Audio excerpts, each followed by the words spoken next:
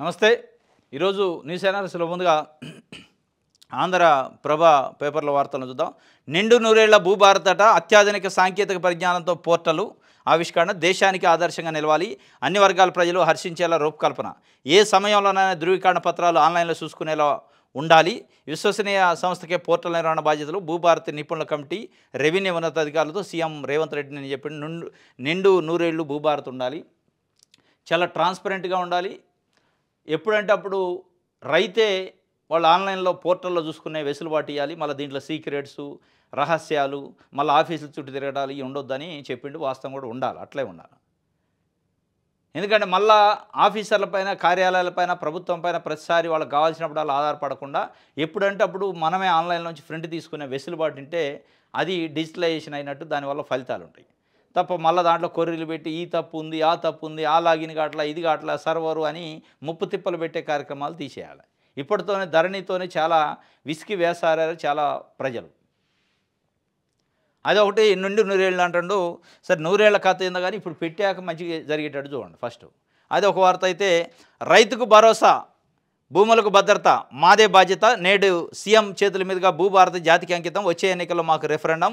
Pilot ప్రాజెక్టుగా 3 మండలాల్లో June 2 నుంచి రాష్ట్రం మొత్తం అమల్లోకి. అన్ని సమస్యలు పరిష్కరించేలా కొత్త చట్టం. ధరణి అక్రమాలపై ఫోరెన్సిక్ ఆడిట్ జరిపిస్తాం. మీడియాతో పొంగులేటి చిట్ చాటు. ధరణి అక్రమాలపైన ఫోరెన్సిక్ ఆడిట్ జరిపిస్తారట. 15 నెలలు అయింది అధికారంలోకి వచ్చి. ఎప్పుడు జరిపిస్తారు? ధరణి తీసేయడానికే ఇన్నేళ్ళు పట్టింది మీకు. ఇక దానిపైన ఫోరెన్సిక్ చేసేటాలకు మీ ఎన్నికలు అయిపోతాయి. అప్పుడు మీరు ఉంటారా పోతారా అనేది అప్పుడు ప్రజలు నిర్ణయిస్తారు. ఇంకోటి చెప్తుండే ఆయన, రైతుకు భరోసా భూభారతి అంటాడు. రైతుకు భరోసా భూభారతి కావచ్చు, ఏది ఉన్నా రైతుకు భరోసా అని ఉంటుంది. ఇది పట్టా 6 చట్టం కానీ రైతు టైటిల్ డిక్లేర్ చేసేది కానీ. రైతుకు భరోసా జనాలు ఏమనుకుంటున్నారు, రైతు భరోసా ఇస్తున్నారు, ఆ భరోసా ఇవ్వట్లేదు అనుకుంటే 4 ఎకరాల వరకే వచ్చింది, అటు ఇంతవరకు రావట్లేదు మిగతాయి. ఆ భరోసా గురించి చెప్పండి. ఇది ఎట్లా భరోసా? ఇది భూభారతి నిజంగానే ధరణి తీసేసి ధరణిలో లోపాలన్నింటినీ సరిదిద్ది ఇప్పుడు కొత్తగా భూభారతి తెస్తే మంచిదే భరోసానే. ఈ భరోసాతో పాటు ఆ భరోసా గురించి కూడా చెప్పమంటున్నారు. ఇంకోటి పొంగులేటి శ్రీనివాసరెడ్డి గారు ఏం చెప్తుండంటే, భూభారతి అనేది మాకు ఎన్నికల రెఫరెండం అంటుండు. మీరు నిజంగానే భూభారతిని ఎన్నికల రెఫరెండంగా పెడితే దాంతోపాటు 21,000 కోట్ల రూపాయలతో రైతు రుణమాఫీ చేసిన అంటున్నారు. దాన్ని కూడా రెఫరెండం పెట్టండి. రైతు భరోసా మేము ఇస్తున్నాం 2,000 పెంచి అంటున్నారు, దాన్ని రెఫరెండం పెట్టండి. ఈ మూడింటిని రెఫరెండం పెట్టుకొని పోండి, ఫలితం ఏందో తెలుస్తుంది. రైతు రుణమాఫీ రైతు భరోసా విషయంలో తిట్టకుండా రైతులు ఇవాళ తిడతాను. ఈ భూభారతి విషయంలో కూడా దీని రిజల్ట్ వస్తే కానీ తెలిసింది మీరు రెఫరెండం ఎంతవరకు సక్సెస్ అయితే అనేది. ఇది ఎంత అద్భుతంగా ఉంటుందని దాన్ని అమలు చేసినప్పుడు నిజంగానే మీ రెఫరెండం అంటే మీకు అంత నమ్మకం ఉంది, మీరు చూసి ఉన్నారు కాబట్టి లోపల అది ఆ ప్రత్యేక నిపుణులతో వాళ్ళతో సమావేశం అయ్యారు కాబట్టి మీకు విశ్వాసం ఉండొచ్చు నేను అనుకుంటున్నాను. కాకపోతే ప్రాక్టికాలిటీకి పోయినప్పుడు రైతులు ఎట్లాంటి ఇబ్బంది లేకుండా అంతకంటే ధరణి కంటే చాలా అద్భుతంగా ఉంటే నిజంగా రెఫరెండంగా పెట్టుకోవచ్చు. అది ఉందా లేదా అనేది మీరు ఒక 6 నెలలు గమనించిన తర్వాత రెఫరెండం అంటే బాగుండేది. మరి చాలా ఆత్మవిశ్వాసంతో రెఫరెండం అనడు. చూడాలి వచ్చే ఎన్నికల్లో రెఫరెండం అనడు. ఏది భూభారతిని రైతులు ఏమనుకుంటున్నారు, రైతు భరోసాని పెట్టండి, ఏది రెఫరెండంగా రుణమాఫీని పెట్టండి అంటున్నారు. ఆ 2 కూడా దాంట్లో యాడ్ చేయండి. మళ్ళీ త్వరలో ఉద్యోగాల జాతర. వివిధ విభాగాల్లో 55,418 పోస్టుల భర్తీ కసరత్తు. కార్యాచరణ ప్రణాళిక సిద్ధం. రెవెన్యూ, మహిళా శిశు సంక్షేమ శాఖ గురుకులాలలో పోస్టుల భర్తీకి సన్నాహకాలు చేస్తానట. గడిచిన 10 ఏళ్ల కాలంలో నీళ్లు నిధులు నియామకాలు జరిగిన అన్యాయాన్ని వివిధ వర్గాల ఆందోళన స్వయంగా సూచన రాష్ట్ర ముఖ్యమంత్రి రేవంత్ రెడ్డి. సాగునీటి వాటాలో రాజీ లేని పోరాటం చేస్తూనే ఉద్యోగ నియామకాల్లో వేగం పెంచుతున్నారు. అధికార పగ్గాలు చేపట్టిన ఏడాదిన్నర ప్రజాపాలనలో మొత్తం 59,670 పోస్టుల భర్తీతో రికార్డు సృష్టించిన ఆయన త్వరలోనే తెలంగాణలో మళ్ళీ ఉద్యోగాల జాతర మొదలుపెట్టాలని అధికారులకు దిశానిర్దేశం చేస్తూ తగిన మార్గదర్శకాలు కూడా ఇచ్చేశారు. 2 ఏళ్లలో మొత్తం 1,50,000 ఉద్యోగాలు ఇవ్వడానికి లక్ష్యంగా పెట్టుకున్న కాంగ్రెస్ ప్రభుత్వం జాబ్ క్యాలెండర్ పేరుతో ఆ దిశగా నిర్దిష్ట కార్యాచరణ చేస్తుందట. జాబ్ క్యాలెండర్ అని చెప్పింది కాంగ్రెస్ ప్రభుత్వం. ఏం చేసిందంటే మేనిఫెస్టోలో పెట్టింది 2 లక్షల ఉద్యోగాలు మొదటి సంవత్సరంలో భర్తీ చేస్తామని. అది అయిపోయింది, దాన్ని పక్కకు పెట్టేశారు. దాన్ని తీసిపోయి గోదావరి నదిలో పడేసి ఇప్పుడు ఏమంటున్నారు, ప్రజాపాలన పేరుతో 15 నెలల కాలంలో 59,000 ఉద్యోగాలు భర్తీ చేసినాం. 2 సంవత్సరాల్లో 1,50,000 ఉద్యోగాలకు వచ్చింది. 1 సంవత్సరంలో 2 లక్షల ఉద్యోగాలు పోయి 2 సంవత్సరాల మీద 1,50,000 ఉద్యోగాలకు వచ్చింది, భర్తీ చేయాలని లక్ష్యం పెట్టుకున్నారట. ఇప్పటివరకు 59,000 ఉద్యోగాలు నింపారట. ఆ 59,000 ఉద్యోగాలు ఏమున్నాయంటే కేసీఆర్ ఇచ్చినవి సగం ఉన్నాయి. సగానికి పైనే కేసీఆర్ ఇచ్చిన నోటిఫికేషన్లు ఉన్నాయి. వీళ్ళు భర్తీ చేసింది ఏంటంటే ఒక 20,000 పోస్టులు 25,000 ఉంటాయి. ఇప్పుడు మళ్ళీ 55,000 పోస్టులు భర్తీ అంటున్నారు. ఇది మీరు చేసే భర్తీ.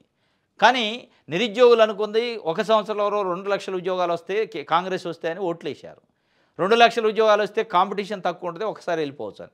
మీరు తేప 1000 తేప 2,000 ఉద్యోగాలు ఇస్తే అది ఇచ్చినట్టు కాదు, ఇయ్యనట్టు కాదు, మొత్తం ఫలితం రివర్స్ అయింది. మీకు 2 లక్షల ఉద్యోగాలు ఎట్ ఏ టైము 1 ఇయర్లో భర్తీ చేస్తున్నారు. 1.5 ఇయర్ అయింది. మళ్ళీ ఇప్పుడు మాటకు వచ్చి రైతు బంధు విషయంలో ఎట్టయితే మేము 15,000 ఎకరానికి ఇస్తాం, బడాబాబులకి ఇవ్వం, ఫామ్ హౌజులకి 100 ఎకరాల వాళ్ళకి ఇవ్వమని అందరికి ఇచ్చుకుంటూ మళ్ళీ 15,000 కాస్త 12,000 చేసి మాటకు వచ్చారు. 2 లక్షల ఉద్యోగాలు కాస్త ఏ అడికి వచ్చిందంటే 1,50,000 ఉద్యోగాలు 2 సంవత్సరాలు అనే మాటకు వచ్చింది.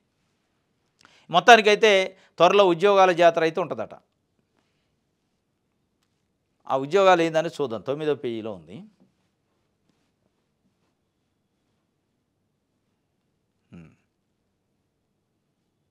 రైట్.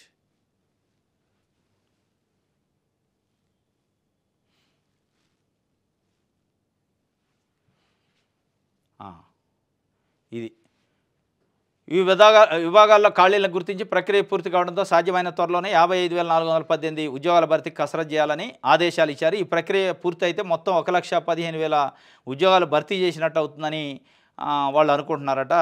ఈ ఏడాదిలో అయితే ఒక 55,418 ఉద్యోగాలు ఇప్పుడు రెడీగా ఉన్నాయట. దాంతోపాటు రాజీవ్ వికాసం ఇవన్నీ ఇచ్చినమంటున్నారు. దీంట్లో ప్రధానంగా రెవెన్యూ శాఖలో ఉన్నాయట 10,954, అంటే 11,000 పోస్టులు సుమారుగా ఒక రెవెన్యూ శాఖలో ఉన్నాయట. దాంతోపాటు 6,000 మంది ప్రస్తుతం వీఆర్ఓల నుంచి నియమించాలని, ఆ 10,000లో ఒక 4,000 అక్కడ వస్తాయి, ఒక 5,000 దాకా. ఏది మొత్తం 11,000 ఖాళీలు ఉంటే ఒక 6,000 ఇప్పుడున్న వీఆర్ఓలు తీసుకుంటారట. ఇంకా బ్యాలెన్స్ ఉన్న 5,000 డైరెక్ట్ రిక్రూట్మెంట్లో వస్తాయి, ఒక 5,000 పోస్టులు రెవెన్యూలో. మిగిలిన 4,000 కొత్త పోస్టులకు నోటిఫికేషన్ త్వరలో విడుదలగా. అలాగే మహిళా శిశు సంక్షేమ శాఖలో 6,399 అంగన్వాడీ టీచర్ పోస్టులు అట. ఓహో, ఇవి కూడా ఖాతాలు కలిసినాయి. అంగన్వాడీ టీచర్ పోస్టులను కూడా వీళ్ళు భర్తీ చేసే దాంట్లో లెక్క చెప్పారు. ఒక 6,500 పోస్టులు చిల్లర. 7,537 అంగన్వాడీ హెల్పర్ పోస్టులు. ఇప్పుడు ఈ 7,800 అవి 6,300, అంటే ఒక 14,000 పోస్టులు దాదాపు ఓన్లీ అంగన్వాడీయే ఉన్నాయి. వీళ్ళు చెప్పే 55,000 14,000 అయిపోతే ఇంకా 40,000 ఉంటాయి. ఆ 40,000లో 4,000 రెవెన్యూ వాళ్ళు ఉన్నాయి. ఇక గ్రామీణ అభివృద్ధి, ఉపాధి, శిశు సంక్షేమ పాత్రతో పాటు ముఖ్యంగా గురుకులాల్లో ఒక 30,000 పోస్టులు ఉన్నాయట. గురుకులాల్లో ఒక 30,000 అయ్యి గురుకులాలు ఈ యొక్క 14,000, 45,000 పోస్టులు అంగన్వాడీ 14,000, గురుకులాలు ఒక 30,000 పోస్టులు, అంటే 45,000 పోస్టులు అక్కడనే పోయినాయి. ఇక మిగతా group 1, 2, 3, 4 engineering service, teacher recruitment, DSC ఇవన్నీ కలిపితే ఇంకొక 15,000 పోస్టులు ఉంటాయి. 15,000 మొత్తానికైతే ఇవి ఉన్నాయి. రెవెన్యూ శాఖలో ఒక 4,000-5,000 పోస్టులు, అంగన్వాడీల్లో అంగన్వాడీ టీచర్స్ అయితే, అంగన్వాడీ హెల్పర్లు అయితే ఒక 15,000 సుమారు పోస్టులు. ఈ గాక ఒక 30,000 పోస్టులు గురుకులాల్లో టీచర్సు, నాన్ టీచింగ్ అని కలిపి ఒక 30,000 పోస్టులు. ఇక మిగతా ఈ గాక మిగతా ఉన్నట్లో గ్రూప్ 1, 2, 3 మళ్ళా రెగ్యులర్ టీచర్లు, గురుకులాల టీచర్లు కాక జెడ్పీ స్కూల్స్లో టీచర్సు ఇవన్నీ కలిపితే ఇంకొక 15,000. మొత్తానికి 55,000 పోస్టులు భర్తీ చేస్తారట. దీంట్లో చిన్న సతక డిపార్ట్మెంట్ కూడా, ఎనిమల్ హస్బెండరీ, టెక్స్టైల్ డిపార్ట్మెంట్ చిన్నవి కూడా ఉంటాయి. ఐఎన్పిఆర్ ఇవి కూడా అవి 100, 150, 200 జాబులు ఉంటాయి అన్నమాట. రైట్, ఇది ఒక వార్త.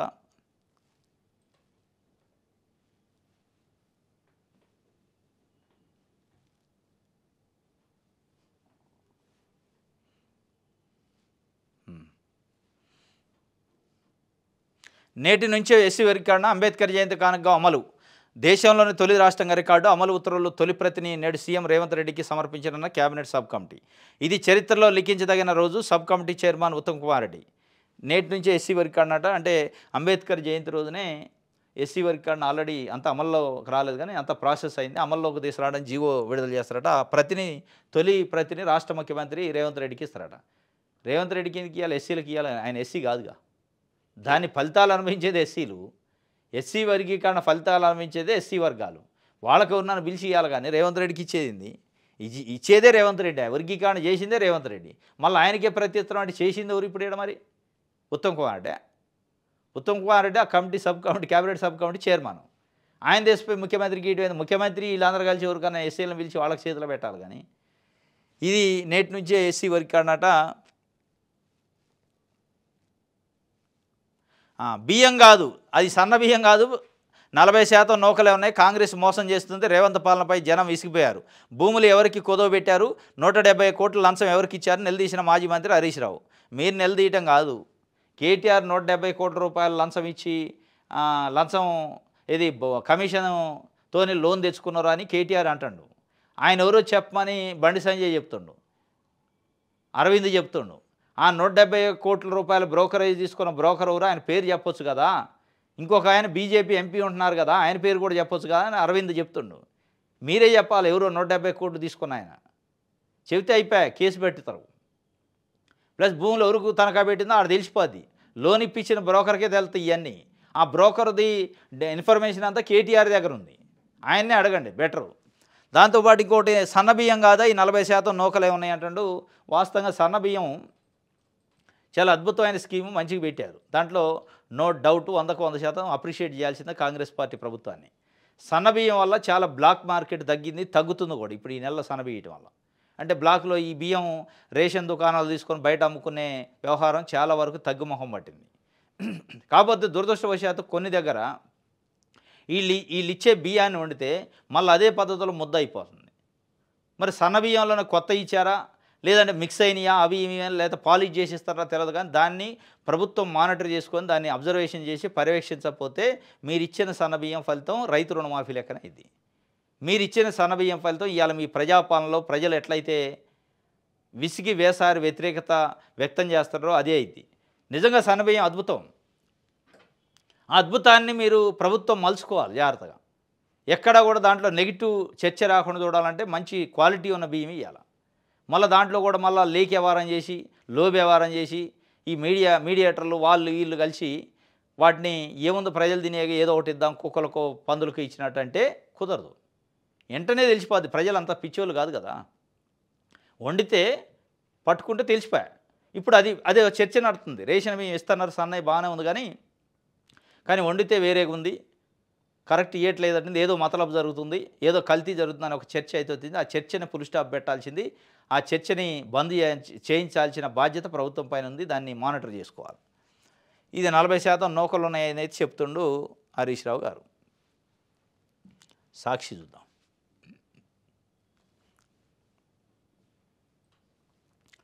ఎన్నికల రెఫరెండమే వచ్చే అసెంబ్లీ ఎన్నికల్లో భూభారతి ప్రధానం. నేడు భూభారతి పోర్టల్ను సీఎం ప్రారంభిస్తారు. దీన్ని రెఫరెండం అంటే నవ్వుతుడు అన్న. అరే భూభారతి ఉండేది ఉంది, అది ఒక పోర్టలు. రెవెన్యూ రికార్డులు మెయింటైన్ చేయడం కూడా, రెవెన్యూ రికార్డులను సక్రమంగా మెయింటైన్ చేయడం కూడా రెఫరెండమేనా? ప్రజలకు ఏమి ఇచ్చిండు, రైతులకు ఏం మేలు జరిగిందో అది చూడాలి. కానీ ఆయన భూమి ఆయన కాడనే ఉంటుంది, ఆయన రికార్డు మీరు మెయింటైన్ చేస్తారు రైతుది, దానికి కూడా రెఫరెండం పెడతారు. అది కూడా అమలైనప్పుడు, ఇప్పుడు కాదు కదా. సక్రమంగా అమలు అయితే అది. చంద్రబాబు నితీష్ వాళ్ళే వక్ఫ్ చట్టం వచ్చింది, వారి మద్దతుతోనే మోదీ ఈ నల్ల చట్టాన్ని తెచ్చారు. చంద్రబాబు వారసులను ముస్లింలు ఎలా విశ్వసిస్తారు? వక్ఫ్ సవరణ చట్టం రాజ్యాంగ విరుద్ధం, ప్రాథమిక హక్కులకు అది ఉల్లంఘిస్తుంది. వక్ఫ్ చట్టానికి వ్యతిరేకంగా 19న హైదరాబాద్లో భారీ సభ. ఎంఐఎం అధినేత అజదుద్దీన్ ఓవైసీ చెప్తుండు చంద్రబాబు నాయుడు నితీష్ కుమార్ వల్లనే వక్ఫ్ చట్టం అమల్లోకి వచ్చింది, వాళ్ళకి మద్దతు ఇవ్వటాన్ని మోడీ పనిచేసిండు. ఎట్లా చంద్రబాబు నాయుడు గారు వారసులు అంటే కొడుకుని ఎట్లా విశ్వసిస్తారు రేపు ముస్లింలు ఎప్పటికి కూడా తెలుగుదేశం పార్టీని శత్రువు కింద చూసే అవకాశం ఉంది కదా అని చెప్పి దానికి సంబంధించి ఒక ప్రెస్ మీట్లో చెప్పిండు. రేపు 19న హైదరాబాద్లో పెద్ద ఎత్తున భారీ బహిరంగ సభ ఉందట. దాంట్లో మరి చంద్రబాబుని నితీష్ కుమార్ని ఏకిపారేస్తారా? చంద్రబాబు నితీష్ కుమార్ కూడా మోడీ లేకనే మనకు శత్రువు అని చెప్తారా? చూడాలి. మొత్తానికైతే వక్ఫ్ చట్టం పైన పెద్ద ఎత్తున నిరసనలు అయితే అవుతుంది. నిన్న హైదరాబాద్లో పెద్ద ఎత్తున వచ్చారు, నిన్న విశాఖపట్నంలో పెద్ద ఎత్తున వచ్చారు, పబ్లిక్ మొబిలైజ్ అవుతున్నారు. వక్ఫ్ చట్ట సవరణ చట్టం అనేది రాజ్యాంగానికి వ్యతిరేకంగా ఉంది, పౌరుల హక్కును హరించేలాగుందని. రైట్, ఇది ఒక వార్త. ధర్మరాజులా ఉండాల్సిన జానారెడ్డి ధృతరాష్ట్రుడి పాత్ర పోషిస్తుండట. మునుగోడు ఎమ్మెల్యే రాజగోపాల్ రెడ్డి ధ్వజం. ఉమ్మడి నల్గొండ జిల్లాకు మంత్రి పదవి ఇవ్వద్దని ఆయన అధిష్టానానికి లేఖ రాశారు. 20 ఏళ్ళు మంత్రిగా ఉన్న జానాకు ఈ అంశం ఇప్పుడు గుర్తొచ్చిందా? ఒకే ఇంట్లో ఇద్దరికి మంత్రి పదవులు ఉంటే తప్పేంటి? పదవుల కోసం అడుక్కోను పాకులాడను. మరి ఎందుకు ఈ బాధ అంతా? పదవుల కోసం అడుక్కోనంటే పాకులాడినట్టు మళ్ళీ ఆడాడ పేలుతంటాయి. జానారెడ్డి ధర్మరాజులా ఉండాల్సినోడు ధృతరాష్ట్ర పాత్ర పోషిస్తాడు, నా పదవిని అడ్డుకుంటుండు, మళ్ళీ నేను పాకులాడిన అడగనంటే అడిగేదే నువ్వే. సంవత్సరం నుంచి టెన్షన్ పడుతుంటి, అడుగుతుంటి, మళ్ళీ ఆయన అడ్డుకుంటుండు అంటండి. వాస్తవంగా మరి జానారెడ్డి అడ్డుకుంటే నేను నిజంగా ఆగిద్దా, జానారెడ్డికి అంత పవర్ ఉందా అనేది కూడా పాయింటే ఇక్కడ. నిజంగానే జానారెడ్డి అడ్డుకుంటేనే ఆగుతుంది అంటే ఇక అంతకంటే మరి ఆయన గొప్పవాడిని చేసినట్టే. ఈయన నల్లారి కిరణ్ కుమార్ రెడ్డి ముఖ్యమంత్రిగా చేయడానికి ప్రణబ్ ముఖర్జీ గారు హైదరాబాద్కి ఫ్లైట్లో వచ్చిండు. అప్పుడు రోషే గారు ముఖ్యమంత్రిగా ఉంటే ఆయన తీసేసి పెట్టడానికి చాలామంది పేర్లు వచ్చినాయి. ఈవెన్ జానారెడ్డి పేరు కూడా వచ్చింది. తెలంగాణ ఉద్యమం నడుతుంది, జానారెడ్డిని చేస్తే తెలంగాణ ఉద్యమాన్ని కూడా కంట్రోల్ చేయొచ్చు, తెలంగాణ వ్యక్తికి ఇచ్చినట్టయితే అనూహ్యంగా కిరణ్ కుమార్ రెడ్డి పేరుని చిట్టి మీద రాసుకొని వచ్చి అనౌన్స్ చేసిపోయాడు. అంటే కాంగ్రెస్ అధిష్టానం ఏదలుచుకుంటే జానారెడ్డి లాంటి వాళ్ళు అడ్డపడ్డా ఇవ్వచ్చు, అది పెద్ద సమస్య కాదు, అవి వాళ్ళు ఇచ్చింది కదా. ఈవెన్ జానారెడ్డి పోటీలో ఉంటే ఆయన పక్కన పారేసి కిరణ్ కుమార్ రెడ్డిని ఇచ్చింది రాయలసీమ వాసుకి, అంత పెద్ద ఉద్యమం జరుగుతున్నప్పుడే. కాబట్టి ఇవాళ జానారెడ్డి నిజంగానే అడ్డుకుంటే ఆగిద్దా, మరి జానారెడ్డి అడ్డుకోవడంలో ఏం లాజిక్ ప్లే చేసిండు అనేది తెలియదు. కానీ మొత్తానికి ధర్మరాజులా ఉండాల్సిన జానారెడ్డి ధృతరాష్ట్ర పాత్ర పోషించాడు. మరి మీరు ధర్మరాజుగా ఉండి ప్రజలకు సేవ చేసుకోండి, మంత్రి పదవి అవసరం లేదు, ప్రజలకు సేవ చేయాలంటే ఊకి ఎందుకు అడుక్కుంటారు మరి.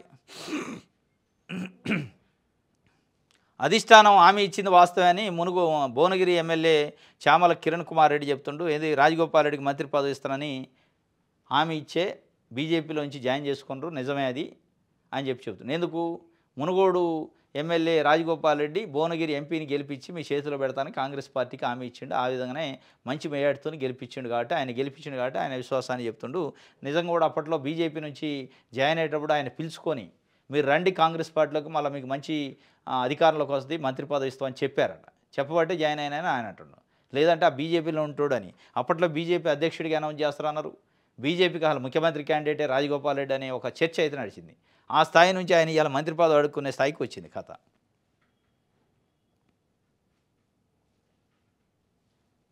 రైట్.